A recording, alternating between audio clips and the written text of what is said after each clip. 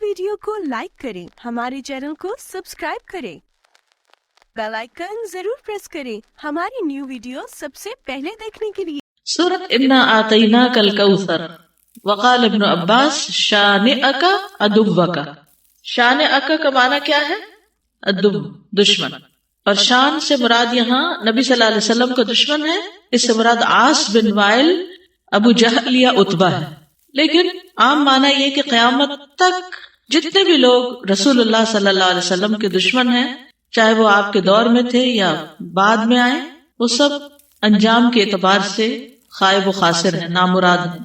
हद्दसना आदम हद्दसना Shaiban हद्दसना Qatada अन अनस रदियल्लाहु अन्हु क़ाला लम्मा उरिज बिन नबी सल्लल्लाहु अलैहि वसल्लम इला समाई, जब मेराज पर ले जाया गया रसूलुल्लाह सल्लल्लाहु अलैहि वसल्लम को आसमान की तरफ, काला तो आपने फरमाया अतैतु अला नहरिन, मैं एक ऐसी नहर के पास आया, हाफताहु उसके किनारे क़िबाबुल लुअलुई मुजव्वफन, कि वो कुब्बे थे खलदार मोती के, छोटे छोटे जैसे गुम्बद से बने हुए होते हैं ना।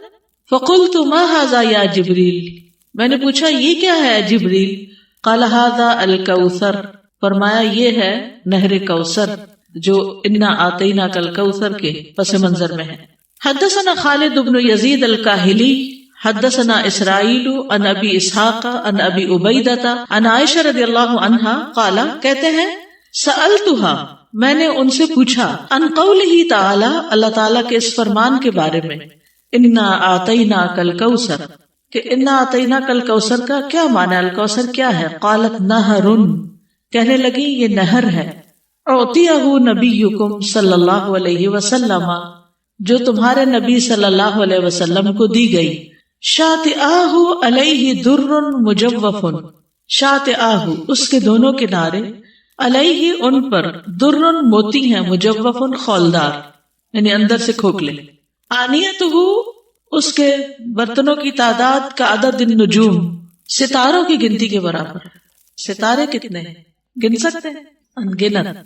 रवाहु ज़करिया व अबुल अहवस व मुतर्रिफ अन अबी इसहाक़। तो इन्ना आतैना कल कौसर का माना क्या है? बिला शुबा हमने आपको कौसर अता की।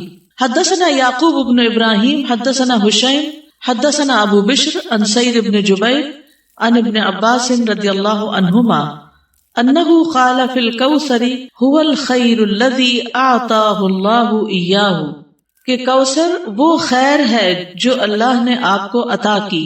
क़ाल अबू बिश्र क़ुल्तु लि सईद इब्न जुबैर, अबू बिश्र कहते हैं मैंने सईद बिन जुबैर से कहा जो इब्न अब्बास के शागिर्द थे, फ़इन्नन नास यज़उमून अन्नहु नहर, के लोग तो ये समझते हैं कि वो एक नहर है, फिल जन्नति जन्नत में। फ़क़ाल सईदुन, तो सईद कहते हैं अन्नहरु अल्लज़ी फिल जन्नति, कि वो जन्नत वाली जो नहर है, मिनल खैर उस खैर में से है, अल्लज़ी आताहु अल्लाहु इय्याहु जो अल्लाह ताला ने आपको अता की। तो कौसर का लफ्ज़ है ये लुग़वी एतबार से कसरत से है, इससे मुराद खैर कसीर है, जैसे कि आगे इब्न अब्बास कहते हैं। और इसमें दूसरे मानी भी आ जाते हैं, जैसे जन्नत में नहर कौसर वो उसी खैर कसीर का हिस्सा है, यानी खैर कसीर उमूमी लफ्ज़ है और फिर उसकी मिसालें हैं जैसे नहर और हौज वगैरह। इसी तरह हौज़े कौसर को भी इसका मिस्दाक बताया गया है। अहले ईमान जन्नत में जाने से पहले रसूलुल्लाह सल्लल्लाहु अलैहि वसल्लम के दस्ते मुबारक से इसका पानी पिएंगे। इस हौज में पानी जन्नत वाली नहर से आ रहा होगा, इस तरह तत्बीक हो जाती। यानी अगर कोई ये कहे कि कौसर का माना क्या है, तो उमूमी लुग़वी माना क्या है? खैर कसीर। और नबी सल्लल्लाहु अलैहि वसल्लम को ओवरऑल खैर कसीर ही अता की गई थी। और फिर खुसूसी माना क्या है? नहर कौसर और हौज़े कौसर। हौज़े कौसर मैदान हशर में है, जिससे पानी आएगा कहाँ से? नहर कौसर से। और नहर कौसर कहाँ है? जन्नत में है। इसी तरह आप सल्लल्लाहु अलैहि वसल्लम को दुनिया में जो बुलंद मकाम मिला और आपका जिक्र कसीर हुआ और आपको फतूहात नसीब हुई, ये सब भी खैर कसीर में शामिल है। दुनियावी एतबार से क्या क्या है खैर कसीर में शामिल? फतूहात, बुलंद मकाम और जिक्र कसीर। नहर कौसर की खुशखबरी सुनकर आप सल्लल्लाहु अलैहि वसल्लम बहुत खुश हुए थे। सही मुस्लिम की रिवायत है, हजरत अनस कहते हैं कि एक दिन रसूलुल्लाह सल्लल्लाहु अलैहि वसल्लम हमारे दरमियान तशरीफ फरमा थे। आप पर नींद सी तारी हुई, फिर आपने मुस्कुराते हुए अपना सर उठाया تو ہم نے عرض کیا یا رسول اللہ آپ کس بات پر ہنس رہے تھے؟ آپ نے فرمایا مجھ پر ابھی ایک سورت نازل ہوئی. پھر آپ نے بسم اللہ الرحمن الرحیم انا اعطیناک الکوثر فصل لربک وانحر ان شانئک هو الابتر پڑھی اور فرمایا کہ تم جانتے ہو کہ کوثر کیا ہے؟ تو ہم نے کہا اللہ اور اس کا رسول ہی بہتر جانتے ہیں. آپ نے فرمایا بے شک وہ ایک نہر ہے، مجھ سے میرے رب نے اس کا وعدہ کیا ہے، اس میں بہت سی خوبیاں ہیں، وہ ایک حوض ہے جس پر قیامت کے دن میری امت کے لوگ پانی پینے کے لیے آئیں گے. تو حوض کوثر کیا ہے، اس کی ڈسکرپشن کے بارے میں کچھ احادیث ہمیں ملتی ہیں. ہم میں سے ہر مسلمان حوض کوثر کا ذکر تو کرتا ہی رہتا ہے یا سنتا ہی رہتا ہے، لیکن اس کی بہت سی ڈیٹیلز ہمیں نہیں معلوم، تو ان کو ذرا دوہرا لیتے ہیں. رسول اللہ صلی اللہ علیہ وسلم نے فرمایا میرے حوض کے دونوں کناروں کے درمیان اتنا فاصلہ ہے جتنا مدینہ اور صنعاء کے درمیان ہے. پھر اسی طرح یہ سطح زمین پر بہتی نہر ہے، اندر کھڈوں میں نہیں ہے. رسول اللہ صلی اللہ علیہ وسلم نے فرمایا مجھے کوثر عطا کی گئی، وہ ایک نہر ہے جو گویا کہ سطح زمین کے اوپر بہتی. حوض کوثر کی مٹی جو ہے، آپ نے فرمایا میں نے اپنا ہاتھ اس کی مٹی میں ڈال کر دیکھا تو وہ خالص کستوری کی تھی، یعنی خوشبودار. اس میں کنکریاں بھی ہیں اور وہ اس کے موتی تھے، یعنی سطح پر ہوتی ہے نا کنکریاں پانی کی سطح پر، تو وہ موتی تھے. جنت سے آنے والے سونے اور چاندی کے 2 پرنالے ہیں جو اس میں گرتے ہیں. اس سے یہ ترغیب و ترغیب سے، یعنی 2 پرنالے جو جنت سے پھوٹتے ہیں، ایک چاندی کا اور ایک سونے کا، وہ اس حوض میں گرتا ہے. حوض پر سونے اور چاندی کے برتن ہیں. اللہ کے نبی صلی اللہ علیہ وسلم نے فرمایا تم دیکھو گے کہ حوض کوثر پر سونے چاندی کے آبخورے ہوں گے جن کی تعداد آسمان کے ستاروں کی برابر ہے یا ان سے زیادہ بھی روایت میں آتا ہے، اور پھر وہ برتن جنت کے برتنوں میں سے ہوں گے. کسی نے عرض کیا یا رسول اللہ حوض کے برتن کس طرح کے ہوں گے؟ آپ نے فرمایا اس ذات کی قسم جس کے ہاتھ میں میری جان ہے، اس کے برتن آسمان کے ستاروں سے بھی زیادہ ہوں گے، ستارے بھی ایسی اندھیری رات کے جس میں بالکل بادل نہ ہو. پھر وہ برتن جنت کے برتنوں میں سے ہیں. اس کا پانی ٹھنڈا میٹھا اور خوشبودار ہے. رسول اللہ صلی اللہ علیہ وسلم نے فرمایا میرا حوض عدن اور عمان کے درمیانی فاصلے جتنا ہے.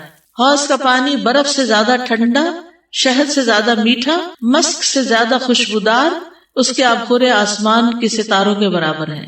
اور ایک جگہ دودھ سے زیادہ سفید بھی آتا ہے. آئس کریم کیا چیز ہے اس کے مقابلے میں؟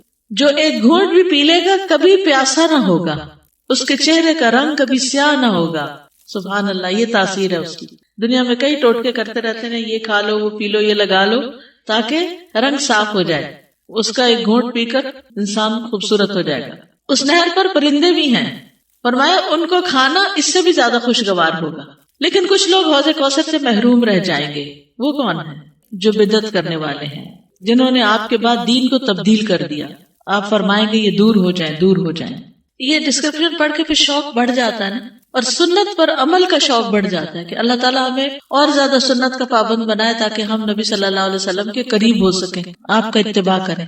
جی استاذہ، یہ جو بھی ڈسکرپشن ہم نے پڑھی حوض کوثر کی، اور اس ڈسکرپشن کو پڑھ کے ہر ایک کا دل یہ کرتا ہے کہ کسی بھی طرح وہ پانی ہمیں نصیب ہو جائے. تو صحابہ کی زندگی کو جو ہم دیکھتے ہیں اور ان میں ہم یہ دیکھتے ہیں کہ کیا وجہ ہے کہ کہیں وہ اپنا حق دیتے نظر آتے ہیں، کہیں اپنی ذات پہ دوسروں کو ترجیح دیتے نظر آتے ہیں، کہیں دنیا ہے تو ان کے لیے اس کی کوئی اہمیت ان کی نظروں میں نہیں. تو استاذہ جی، آرمی کا ایک ورڈ ہے جس کو کہتے ہیں بلائنڈ اوبیڈینس آف کمانڈ، اور اس میں یہ سکھایا جاتا ہے سولجرز کو کہ جتنا فیتھ اسٹرانگ ہوگا اتنی ہی بلائنڈ اوبیڈینس زیادہ ہوگی.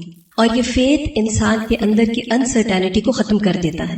اگر یہ کہا جائے کہ اس پہاڑی کے پار دشمن ہے اور سولجرز کو پتا ہو کہ ہمارے پاس اتنا اسلحہ نہیں ہے ان سے فائٹ کرنے کا، لیکن وہ ایک انسرٹینٹی ہے، لیکن چونکہ بلائنڈ اوبیڈینس ہے لہٰذا وہ کام کرنا ہی کرنا ہے. اپنے پاس سے ڈیسیژن نہیں لے سکتے، اپنے پاس سے ڈیسیژن خود سے پلاننگ چینج نہیں کر سکتے، وہ اسٹریٹجی بن گئی جی، اس کو چینج نہیں کیا جا سکتا. تو صحابہ کے اندر وہ ایک بلائنڈ اوبیڈینس اس لیے تھی کہ ان کا فیتھ بہت اسٹرانگ تھا.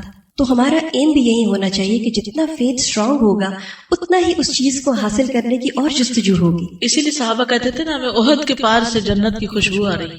تو جب انسان کسی چیز کے بارے میں اس کا یقین اور ایمان پختہ ہوتا ہے تو واقعی اس کو یہ محسوسات اس کے تیز ہو جاتے ہیں اور اس کا ایکشن زیادہ ہو جاتا ہے. میدان حشر میں صرف مومن اس پر جا سکیں گے، اور ان میں سے بھی جو لوگ بظاہر مومن ہیں لیکن بدعات میں پڑے ہوئے وہ پھر پیچھے کر دیے جائیں. کفار تو پہلے ہی جہنم میں گرائے جا چکے ہوں گے. یہ پل صراط سے پہلے ہوگی. سورۃ قل یا ایھا الکافرون، قل یا ایھا الکافرون جو ہے تعدل ربع القرآن، چوتھائی قرآن کے برابر ہے. شرک سے بری کرنے والی سورت ہے. ایک مرتبہ نبی صلی اللہ علیہ وسلم نے ایک آدمی کو قل یا ایھا الکافرون کی تلاوت کرتے ہوئے سنا تو آپ نے فرمایا تحقیق یہ تو شرک سے بری ہو گیا. یقال لکم دینکم، تمہارے لیے تمہارا دین، یعنی الکفر، تمہارا دین کیا ہے؟ کفر. ولی دین، اور میرے لیے میرا دین الاسلام، میرا دین کیا ہے؟ اسلام. ولم یقل دینی، یہ نہیں کہا دینی، ولی دینی نہیں کہا، دینکم تو کہا، دینی نہیں کہا. لأن الآیات بالنون، کیونکہ اس سورت کے آخر میں نون والی آیات آ رہی ہیں. فحذفت الیاء، تو یا محذوف کر دی گئی. کما قال، جیسے کہ فرمایا، یہدینی ویشفینی. وقال غیرہ لا اعبد ما تعبدون الآن ولا اجیبکم فیما بقی من عمری. لا اعبد ما تعبدون کا یعنی میں اس وقت بھی جس کو تم پوچھتے ہو نہیں پوچھتا، اور نہ ساری زندگی اس کو پوچھوں گا، یہ مطلب ہے. یعنی الآن اب، ولا اجیبکم فیما بقی من عمری ولا انتم عابدون ما اعبد، اور نہ تم عبادت کرنے والے ہو جس کی میں عبادت کرتا ہوں. وہم الذین، اور وہ لوگ ہیں، قالا کہا، ولا یزیدن کثیرا منہم ما انزل الیک من ربک طغیانا وکفرا، کہ ضرور بڑھا دے گا ان میں سے بہتوں کو جو نازل کیا گیا آپ کی طرف تیرے رب کی طرف سے، سرکشی اور کفر میں. مطلب یہ کہ یہ جو بات ہے نا، کن کافروں کو خطاب ہے جن کے حق میں اللہ تعالیٰ نے یہ بات فرمائی ہے. کون سی بات؟ وَلَا يَزِيدَنَّ كَثِيرًا مِّنْهُمْ مَا أُنزِلَ إِلَيْكَ مِن رَّبِّكَ طُغْيَانًا وَكُفْرًا، یعنی وہ کچھ سمجھیں گے نہیں بلکہ کفر اور سرکشی میں بڑھتے جائیں گے. تو ایسے لوگ جو ہیں وہ کبھی بھی وَلَا أَنتُمْ عَابِدُونَ مَا أَعْبُدُ نہیں ہو سکتے. یعنی دو طرح کے لوگ ہوتے ہیں نا، ایک وہ کہ جو کفر پر ہوتے ہیں لیکن جب بات سمجھائی جائے تو سمجھ جاتے ہیں، ایمان لے آتے ہیں، اور دوسرے وَلَا يَزِيدَنَّ كَثِيرًا مِّنْهُمْ مَا أُنزِلَ إِلَيْكَ مِن رَّبِّكَ طُغْيَانًا وَكُفْرًا، ان کے کفر اور سرکشی میں اضافہ ہی ہوتا چلا جاتا ہے. تو ایسے کافروں کو خطاب کیا جا رہا ہے، ہر کافر کو نہیں. ٹھیک ہے، یعنی جب ہم یہ کہتے ہیں نا قُلْ يَا أَيُّهَا الْكَافِرُونَ، تو اس سے مراد وہ پکے کافر ہیں جو کسی صورت ماننے والے نہیں، بلکہ وہ تو کیا چاہتے ہیں کہ ہم بھی کفر اختیار کریں. وَدُّوا لَوْ تُدْهِنُوا وَيُدْهِنُونَ. اس صورت میں اللہ تعالیٰ نے دو ٹوک الفاظ میں فیصلہ کر دیا ہے. کیا کہ مشرکین جو ہیں ان کو ان کے معبود مبارک ہو، اور مسلمان کسی قیمت پر ان کے معبودوں کے آگے نہیں جھک سکتے. یعنی شرک کے معاملے میں کوئی رواداری نہیں ہے. یہاں بھی امام بخاری کوئی مرفوع حدیث نہیں لے کر آئے، لیکن یہ یاد رکھیے کہ رسول اللہ صلی اللہ علیہ وسلم اس سورت کو اور قل ھو اللہ کو سنتوں میں پڑھتے تھے. کون کون سی؟ فجر کی اور مغرب کی اور طواف کی. سورت اذا جاء نصر اللہ، سورة النصر. حدثنا الحسن بن الربيع حدثنا ابو الاحوص عن الاعمش عن ابي الضحى عن مسروق عن عائشة رضي الله عنها قالت ما صلى النبي صلى الله عليه وسلم صلاة، نہیں پڑھی نماز نبی صلی اللہ علیہ وسلم نے، بعد ان نزلت علیہ، اس کے بعد کہ آپ پر یہ سورت نازل ہوئی، اذا جاء نصر اللہ والفتح، الا یقول فیہا، مگر آپ اس میں کہا کرتے تھے سبحانک ربنا وبحمدک اللہم اغفر لی، یہ دعا پڑھتے تھے، پاک ہے تو اے ہمارے رب اور ساتھ تیری تعریف کے، اے اللہ مجھے بخش دے. کہاں کہاں پڑھتے تھے؟ رکوع اور سجود میں. شابش. حدثنا عثمان بن ابی شیبۃ حدثنا جریر عن منصور عن ابی الضحى عن مسروق عن عائشة رضی اللہ عنہا قالت کان رسول اللہ صلی اللہ علیہ وسلم یکثر ان یقول فی رکوعہ وسجودہ، کہ نبی صلی اللہ علیہ وسلم کثرت سے کہتے تھے اپنے رکوع اور سجود میں سبحانک اللہم ربنا وبحمدک اللہم اغفر لی. یتأول القرآن، یعنی گویا قرآن کے اس حکم کی تعمیل کرتے تھے. یعنی یہ کیوں پڑھتے تھے اپنے رکوع اور سجود میں؟ اس صورت میں جو آیا فسبح بحمد ربک واستغفرہ، اس حکم کی تعمیل کرتے تھے. تو اس صورت میں جو حکم ہمیں ملتا ہے وہ کیا کہ نعمت ملنے پر کیا کام کرنا چاہیے؟ اللہ کی تسبیح بیان کرنی چاہیے اور استغفار کرنی چاہیے. جب کوئی نعمت ملے تو اترانا نہیں چاہیے، اکڑنا نہیں چاہیے، بلکہ اللہ سبحانہ وتعالیٰ کی تعریف بیان کرنی چاہیے. یعنی عام حالات میں بھی انسان اللہ کی تسبیح بیان کرتا ہے، استغفار کرتا ہے، لیکن نعمتوں کے ملنے پر اور زیادہ اللہ کی طرف رجوع ہونا چاہیے اور عاجزی اختیار کرنی چاہیے. تو نبی صلی اللہ علیہ وسلم اس حکم پر عمل کرتے ہوئے یہ دعا کثرت سے پڑھا کرتے تھے. ویسے بھی آپ دیکھیں کہ ہم جو افضل کام ہیں ان کا اختتام استغفار پہ کرتے ہیں. نماز کا اختتام کس پہ ہوتا ہے؟ کون سی دعا پہ؟ ربی انی ظلمت نفسی ظلما کثیرا، یہ دعا بھی سکھائی گئی نا. اور اسی طرح السلام علیکم کے بعد اللہ اکبر، استغفر اللہ. حج میں کیا پڑھتے ہیں؟ ربنا آتنا فی الدنیا حسنۃ وفی الآخرۃ حسنۃ وقنا عذاب النار اور اپنے لیے بخشش کی دعائیں بھی مانگتے ہیں. اسی طرح مجلس کے اختتام پر ہم کیا پڑھتے ہیں؟ سبحانک اللہم و بحمدک اشہد ان لا الہ الا انت استغفرک و اتوب الیک. خاص طور پر اگر کوئی مشن مکمل ہو، جیسے آپ لوگوں کا کورس مکمل یا اور اسی طرح کا کوئی آپ کو اچیومنٹ ہو زندگی میں، تو اس موقع پر انسان کو استغفار کرنی چاہیے اور اللہ کی تعریف کرنی چاہیے، پاکی اللہ کی بیان کرنی چاہیے اور اپنی غلطیوں کا اعتراف کرنا چاہیے. کیوں؟ اس لیے کہ ہم نے جو کچھ بھی کیا اللہ کے لیے، کہیں ایسا نہ ہو کہ ہماری نیت میں کوئی خلل آ گیا، کہیں ایسا نہ ہو کہ ہمارا کوئی طریقہ غلط ہو، کہیں ایسا نہ ہو کہ ہماری کوئی چیز اللہ کو ناپسند ہو. تو اس میں ہم اپنی کمی کوتاہی پر استغفار کریں، اور جو ہم نے حاصل کیا، اچیو کیا، اس پر اللہ کی تعریف، خود کریڈٹ نہ لیں بلکہ اللہ سبحانہ وتعالیٰ کی تعریف بیان کریں. باب قولہ ورأیت الناس یدخلون فی دین اللہ افواجا، اور تم دیکھو گے کہ وہ اللہ کے دین میں فوج در فوج داخل ہو رہے ہیں. جب یہ صورت نازل ہوئی تو بعض صحابہ کرام سمجھ گئے کہ رسول اللہ صلی اللہ علیہ وسلم پر اب آخری وقت آ گیا، اس لیے آپ کو تسبیح، تحمید اور استغفار کا حکم دیا گیا، جیسا کہ اس حدیث سے پتہ چلتا ہے. حدثنا عبداللہ بن ابی شیبہ حدثنا عبد الرحمن قال حدثنا سفیان عن حبیب بن ابی ثابت عن سعید بن جبیر عن ابن عباس ان عمر رضی اللہ عنہ سألهم عن قوله تعالی اذا جاء نصر اللہ والفتح قالوا فتح المدائن والقصور. فتح سے مراد شہروں اور محلات کی فتح. قال ما تقول یا ابن عباس، انہوں نے کہا کہ ابن عباس تم کیا کہتے؟ قال اجل، فرمایا موت، او مثل ضرب لمحمد صلی اللہ علیہ وسلم نعیت لہ نفسہ، کہ اس سے مراد حضرت صلی اللہ علیہ وسلم کی وفات ہے یا ایک مثال ہے، گویا آپ کو موت کی خبر دی گئی. نعیت لہ نفسہ. باب قولہ فسبح بحمد ربک واستغفرہ انہ کان توابا، تو اپنے رب کی حمد کے ساتھ اس کی تسبیح کیجیے اور اس سے بخشش مانگیے، یقیناً وہ ہمیشہ سے بہت توبہ قبول کرنے والا ہے. تواب علی العباد، بندوں پر بہت زیادہ مہربان ہے. والتواب من الناس التائب من الذنب، اور لوگوں میں سے تواب کون ہے؟ جو گناہ سے توبہ کرنے والا ہے. حدثنا موسیٰ بن اسماعیل حدثنا ابو عوانہ عن ابی بشر عن سعید بن جبیر عن ابن عباس قال کان عمر یدخلنی مع اشیاخ بدر. یہ حدیث پیچھے گزر چکی ہے. یعنی ابن عباس کہتے ہیں کہ حضرت عمر مجھے بدر کے بزرگوں کے ساتھ اپنی مجلس میں داخل کر لیتے تھے.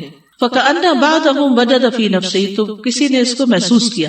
فَقَالَ لِمَ تُدْخِلُ هَذَا مَعَنَا، اعتراض کیا کہ آپ ان کو ہمارے ساتھ کیوں بٹھا لیتے ہیں. وَلَنَا أَبْنَاءٌ مِثْلُهُ، ہمارے بیٹے بھی اس کی عمر کے ہیں. فَقَالَ عمر، حضرت عمر نے کہا إِنَّهُ مِنْ حَيْثُ عَلِمْتُمْ، کہ بے شک وہ ان میں سے ہے جن کو تم جانتے ہو. فَدَعَاهُ ذَاتَ يَوْمٍ، تو ایک دن حضرت عمر نے ان کو بلایا. فَأَدْخَلَهُ مَعَهُمْ، تو ابن عباس کو ان کے ساتھ داخل کر لیا. فَمَا رُئِيتُ أَنَّهُ دَعَانِي يَوْمَئِذٍ إِلَّا لِيُرِيَهُمْ، تو مجھے سمجھ آ گئی کہ مجھے کیوں بلایا گیا، یعنی مجھے بلایا گیا اس دن تاکہ انہیں دکھایا جائے. قال ما تقولون فی قول اللہ تعالی اذا جاء نصر اللہ والفتح، تو حضرت عمر نے شیوخ سے پوچھا کہ تم اس بارے میں کیا کہتے ہو کہ اس آیت کا پس منظر کیا ہے کہ جب اللہ کی مدد اور فتح آ جائے گی. فقال بعضهم امرنا ان نحمد اللہ ونستغفرہ، بعض نے کہا کہ ہمیں اس میں حکم دیا جا رہا ہے کہ ہم اللہ کی حمد اور اس سے استغفار کریں. اذا نصرنا، جب ہماری مدد کی جائے، وفتح علینا، اور ہمیں فتح حاصل ہو. وسکت بعضهم، اور بات تو چپ ہی کر گئے. فلم یقل شیئا، انہوں نے کچھ بھی نہیں کہا. فقال علی اکذاک تقول یا ابن عباس، پھر میری طرف مخاطب ہو کے کہا کہ ابن عباس تم بھی ایسے ہی کہتے ہو. فقلت لا، میں نے کہا نہیں. قال فما تقول، تو کہنے لگے کہ تم کیا کہتے ہو. قلت هو اجل رسول اللہ صلی اللہ علیہ وسلم، کہ اس میں رسول اللہ صلی اللہ علیہ وسلم کی موت کی خبر ہے. عالمہ لہ، اللہ تعالیٰ نے آپ کو اس کا علم دیا. قال اذا جاء نصر اللہ والفتح وذلك علامت اجلک، فرمایا کہ جب آ جائے اللہ کی مدد اور فتح، یہ علامت ہے آپ کی موت کی. فسبح بحمد ربک واستغفرہ انہ کان توابا، تو اس موقع پر آپ اپنے رب کی حمد کے ساتھ اس کی تسبیح کیجیے اور اس سے استغفار کیجیے، بے شک وہ بہت زیادہ توبہ قبول کرنے والا ہے. فقال عمر ما اعلم منها الا ما تقول، تو عمر کہنے لگے کہ میں بھی نہیں جانتا اس کا کوئی اور مطلب مگر وہی جو تم کہتے. یعنی حضرت ابن عباس کی انہوں نے تائید کی. تو اس سے یہ بڑی خوبصورت بات پتہ چلتی ہے کہ بعض اوقات لوگوں کے اعتراض کا جواب بات نہیں ہوتی، عمل ہوتا ہے. کر کے دکھا دیں. کوئی آپ کو جھوٹا کہتا ہے تو سچا بن کے دکھا دیں. کوئی آپ کو خائن کہتا ہے تو امانت دار بن کے دکھا دیں. کوئی آپ کو گمراہ کہتا ہے تو آپ ہدایت یافتہ بن کے دکھا دیں. ٹھیک ہے، کر کے دکھا دیں. عبید اللہ بن عبداللہ کہتے ہیں مجھے ابن عباس نے فرمایا کیا تجھے معلوم ہے کہ آخری مکمل سورت کون سی نازل ہوئی تھی؟ میں نے کہا اذا جاء نصر اللہ والفتح. آپ نے فرمایا ہاں یہی سورت ہے. نبی صلی اللہ علیہ وسلم کا مشن پورا ہو گیا. اس سورت کے نازل ہونے کے بعد آپ نے سمجھ لیا کہ بعثت کا مقصد پورا ہو چکا اور میں ان قریب دنیا سے جانے والا. چنانچہ اسی حجۃ الوداع کے موقع پر آپ نے عظیم الشان اجتماع سے خطاب کرتے ہوئے فرمایا کہ شاید آئندہ سال میں تمہارے اندر موجود نہ ہوگا. اس حدیث سے یہ پتہ چلتا ہے کہ علم والے اسٹوڈنٹس، حکمت اور سمجھ رکھنے والے چاہے عمر میں چھوٹے کیوں نہ ہوں، ان کو توجہ دی جانی چاہیے. ٹھیک ہے. سبحانک اللہم و بحمدک اشہد ان لا الہ الا انت استغفرک و اتوب الیک. السلام علیکم و رحمۃ اللہ وبرکاتہ.